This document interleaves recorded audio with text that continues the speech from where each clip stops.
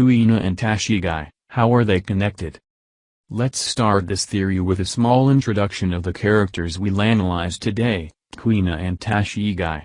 Two women closely related to Zoro and the swordsman world. What exactly is their connection, assuming it exists? Many theories and speculations exist about them being the same person or that they are somehow connected.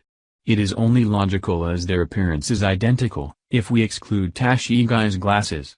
They must be of similar age and they both have, Kuina had to be exact, swordsmanship as their dream. Also, they both have the same type of rivalry with Zoro, who did mistake Tashigi for Kuina when he first saw her. On the other hand, there are facts that contribute to the idea that they are a separate character and in fact not connected as many believe. Firstly, Kuina is supposed to be dead.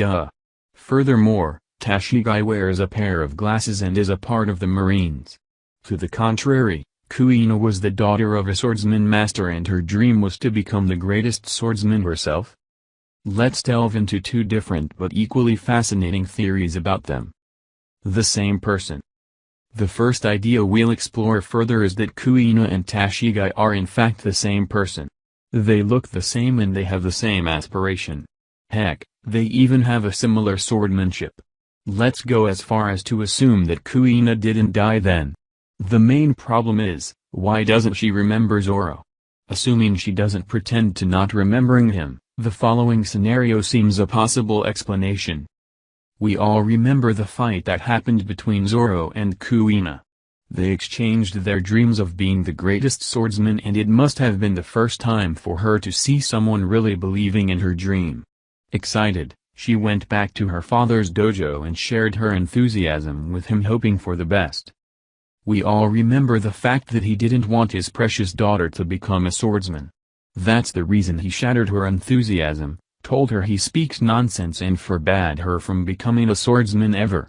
Upset and shaken she storms out of the dojo falling down the stairs and staying unconscious. The doctor's verdict? She'll survive having no recollection of her past self.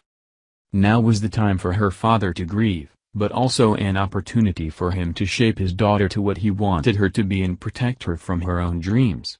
He decides to send her away under the care of the Marines. That would be the place for her away from dangerous pirates and rogue swordmen. Her dream though surfaced again but in a different Kuina's death environment, making her the girl with the sunglasses with a heightened sense of justice, Tashigi.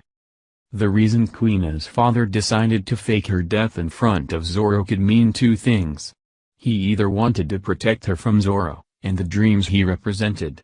On the other hand, he just may have wanted to protect Zoro from blaming himself for what happened to Kuina.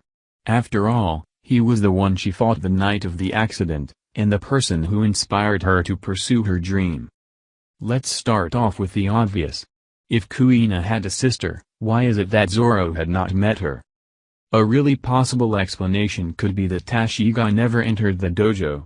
This is quite probable if we considered two facts. First of all, Kuina's father didn't want his daughter to follow the path of a swordsman, believing it to be dangerous and difficult for her to compete against men in the future.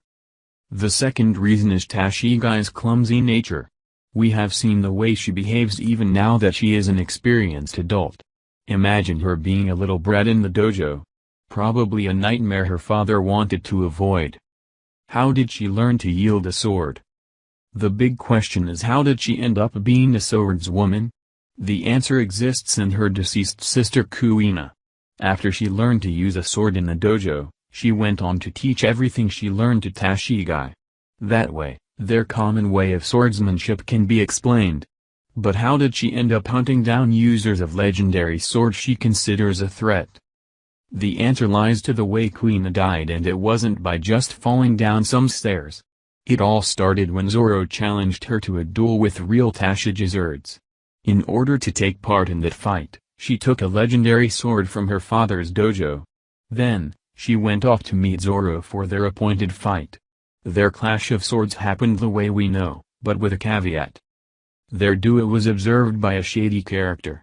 That person must have been someone hunting down legendary swords for his own benefit. After realizing how important and rare the sword the small girl yielded, he had to have it.